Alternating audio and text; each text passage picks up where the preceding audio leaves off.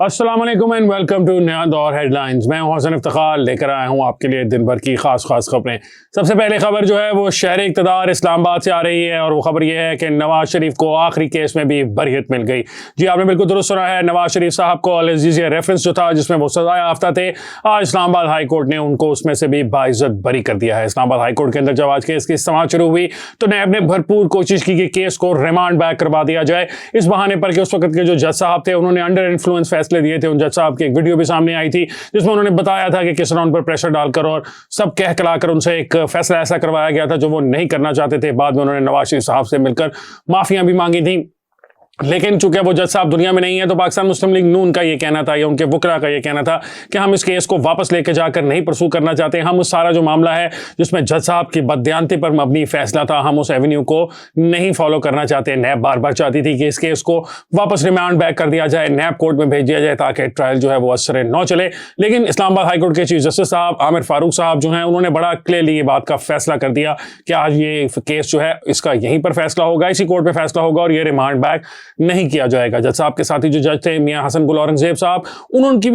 भी भरपूर कोशिश थी कि वो पाकिस्तान मुस्लिम लीग नून को इस बात पर आमादा कर लें कि जो केस है उसको वापस ले जाया जाए और ये केस नए सिरे से नैब कोर्ट में चले ताकि नवाज शरीफ साहब के सर पर एक तलवार भी लटकती रहे। मियां हसन गुल औरंगजेब साहब के बारे में आप जानते हैं कि पहले भी पाकिस्तान तहरीक इंसाफ को रिलीफ देने में वो बहुत आगे हुआ करते थे। आज भी उनकी कोशिश थी कि एक मसला जो है वो अपने इख्तिताम की तरफ जा रहा है, एक ऐसी सजा जो कि नवाज शरीफ साहब को होनी ही नहीं चाहिए थी और आज अदालत ने खुद तस्लीम किया, इस्लामाबाद हाई कोर्ट ने तस्लीम किया कि जो केस के जो शवाहिद थे, जो सबूत थे, वो ना सिर्फ नाकाफी थे बल्कि नॉर्मली किसी मुल्क के अंदर या पाकिस्तान के अंदर किसी और शख्स की भी केस होता तो उस केस को आगे चलाया ही ना जाता और वो ट्रायल कोर्ट की सतह से ही बरी हो जाता। लेकिन नवाज शरीफ साहब चूंकि उस वक्त ज़ेर-ए-ताब थे, एस्टैब्लिशमेंट चाहती थी कि नवाज शरीफ साहब को एक सबक सिखाया जाए, उनको नाअहल किया जाए, उनकी सियासत को हमेशा के लिए खत्म कर दिया जाए, तो उनको ऐसे केस में सजा दी गई जिसके अंदर फोटो कॉपियां, जी बिल्कुल आप दुरुस्त कह रहे हैं कि फोटो कॉपियां, आप सुन रहे हैं दुरुस्त, फोटो कॉपियां जो थी ओरिजिनल डॉक्यूमेंट्स की वो जमा कराई गई। ओरिजिनल डॉक्यूमेंट्स भी नहीं थे उनके पास, उस वक्त प्रोसिक्यूटर्स के पास, जो जिसको सबूत के तौर पर अदालत पे पेश किया जाता। और इसी बुनियाद और इसी नुक्ते के ऊपर इस्लामाबाद हाई कोर्ट ने आज पूछा भी नैब से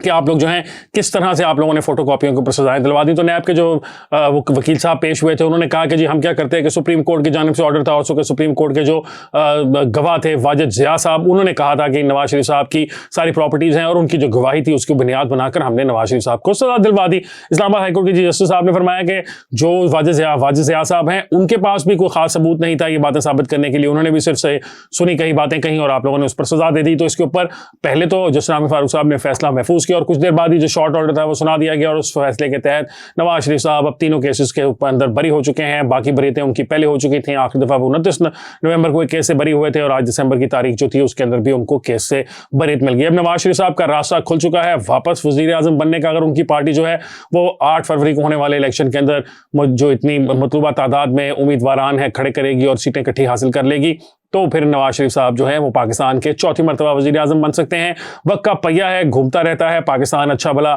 एक तरक्की का सफ़र तय कर रहा था, पाकिस्तान में स्टेबिलिटी थी, को बहुत ज़्यादा दूध और शहद की नहरें तो हम नहीं कहेंगे कि बह रही थी, लेकिन फिर भी स्टेबिलिटी थी, इकोनॉमिक स्टेबिलिटी थी। तरक्की का सफ़र जो था वो आहिस्ता आहिस्ता छोटे छोटे कदम उठाकर हम तय कर रहे थे। पाकिस्तान में इन्वेस्टमेंट्स आ रही थी CPEC इन्वेस्टमेंट्स के नाम पर, जिससे इंफ्रास्ट्रक्चर की डेवलपमेंट हो रही थी और आने वाले दिनों के अंदर शायद पाकिस्तान की किस्मत भी बदलने वाली थी। लेकिन फिर उस वक्त की एस्टैब्लिशमेंट को ख्याल आया कि नवाज शरीफ नाकाबिले कबूल है, नवाज शरीफ नाकाबिले बर्दाश्त है और उसको हटाने के लिए एक नया खेल खेला गया और वो जो खेल रचाया गया उसका ड्रॉप सीन हो चुका है 7 साल के बाद। लेकिन इसके अंदर पाकिस्तान को, पाकिस्तान की आवाम को, मुझे और आपको जो नुकसानात हुए उसका मदावा कौन करेगा, उसकी जिम्मेदारी किस पर होगी? ये फैसला जो है ये शायद तारीख ही कर सकेगी, क्योंकि पाकिस्तान के अंदर जो हिस्टोरिकल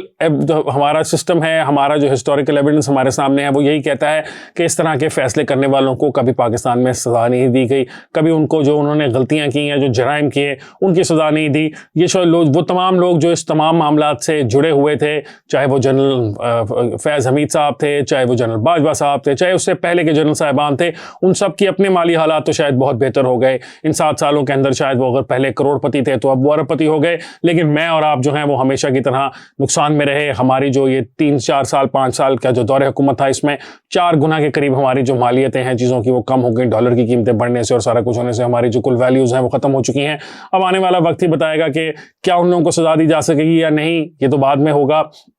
इस वक्त नवाज शरीफ साहब जो हैं वो बाइज्जत बरी हो गए हैं। पाकिस्तान मुस्लिम लीग नून वाले जो हैं इस पर बहुत ज़्यादा जश्न मना रहे हैं और एज़ यूजुअल एक्सपेक्ट भी हम कर रहे थे कि पाकिस्तान तहरीक इंसाफ वाले जो हैं वहाँ पर सफ़े मातम बिछी हुई है। उनका कहना है कि ये सब झूठ है, लेकिन इसमें सब लोग ऐसे नहीं हैं। कुछ पाकिस्तान तहरीक इंसाफ वाले लोग ऐसे भी हैं जिनकी आंखें खुल चुकी हैं और उनको एहसास हो रहा है कि तब जो कुछ भी उनके लीडर को इक़्तिदार में लाने के लिए नवाज शरीफ साहब के साथ किया गया वो गलत था और आज जब उसको सही करने का वक्त आया है तो ऑब्वियसली शायद बहुत ज़्यादा देर हो चुकी है। उनका भी ये ख्याल है कि पाकिस्तान जो है वो मामला जो मईशत है पाकिस्तान की वो बड़े बुरे हालात में है, तो काफ़ी ज़्यादा गलत फैसले हो चुके हैं जिसका दावा करना पड़ेगा। प्रोग्राम में हम जो दूसरी खबर शामिल करेंगे वो हम कर रहे हैं सुप्रीम कोर्ट से। वहाँ पर जुल्फ़िकार अली भुट्टो साहब वज़ीर आज़म पाकिस्तान के जो कत्ल के खिलाफ या जो उनका अदालती कत्ल था उसके खिलाफ जो सदारती रेफरेंस था उसकी समाअत आज पहली थी। 14 साल के बाद तकरीबन ये केस जो है वो टेकअप किया अदालत ने। जब टेकअप केस किया तो उसके अंदर ऑब्वियसली अदालत ने अपने मावनीन भी मुकर्रर किए और कहा कि इस केस को वो सुनेंगे। जस्टिस मंसूर अली शाह साहब ने एक बड़ा अच्छा सवाल उठाया कि ये जो केस है वो सुप्रीम कोर्ट किस कानून के तहत सुन रही है और इस्तदा क्या है। 186 के अंदर जो सुप्रीम कोर्ट को रेफरेंस सदर साहब ने उस वक्त के भेजा था तो उनकी इस्तदा क्या थी,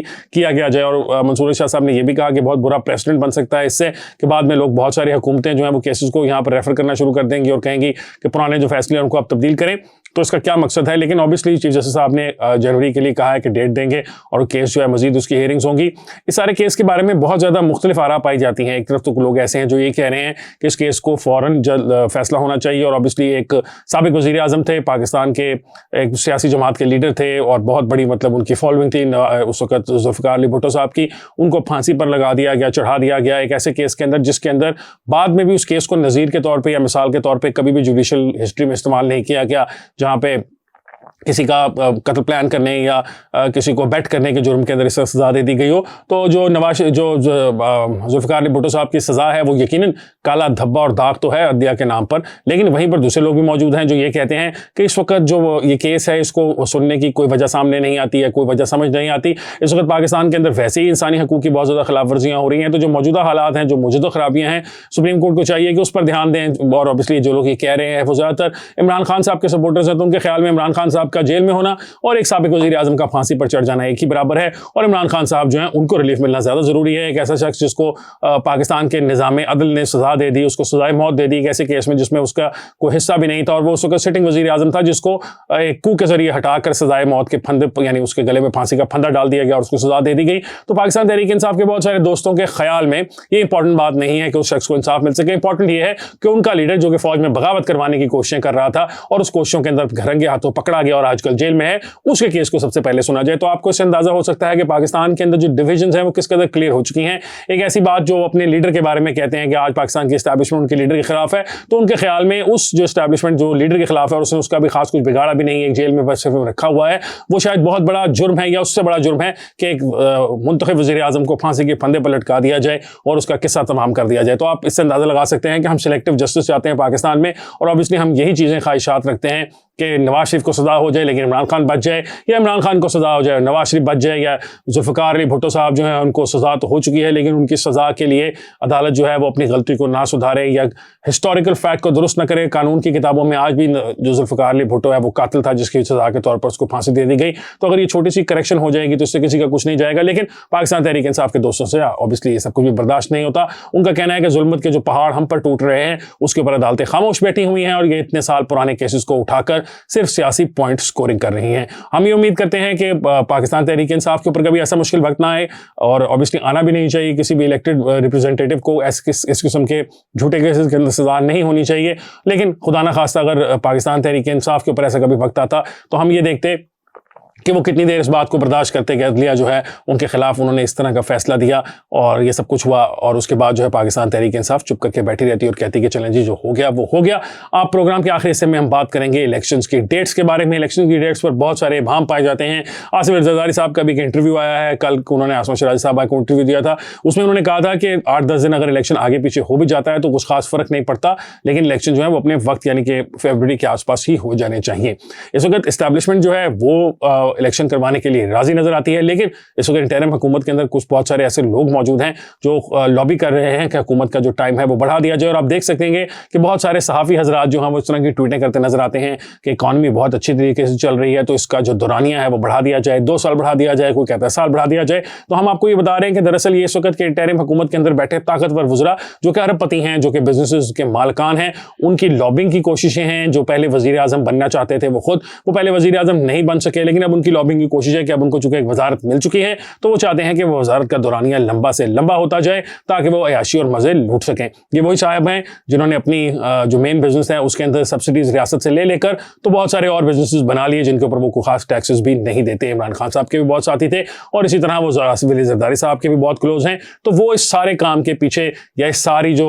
हवा में उड़ाई जा रही हैं बातें, हवाइयाँ उड़ाई जा रही हैं, ये सब कुछ जो उड़ाया जा रहा है उसके पीछे हैं। और ऑब्वियसली वो कामयाबी उनको होती नजर नहीं आ रही क्योंकि इंटरनेशनल प्रेशर्स बहुत ज़्यादा हैं। इस वक्त पाकिस्तान के ऊपर इंटरनेशनल सतह के बहुत ज़्यादा प्रेशर्स हैं। IMF भी कह चुका है कि आखिरी किस्त जो है वो इंटरिम गवर्नमेंट को नहीं मिलेगी, वो इलेक्टेड गवर्नमेंट को मिलेगी। तो इन तमाम वजूहात की वजह से इलेक्शन तो होना नागुज़ीर हैं। जिस जरदारी साहब ने कहा कि अगर वो 8 फरवरी को नहीं होंगे तो वो 18 फरवरी को हो जाएंगे, लेकिन होंगे ज़रूर। और ऑब्वियसली उन इलेक्शंस के अंदर अब ऐसा नजर आता है कि नवाज शरीफ साहब की जो पार्टी है शायद उसको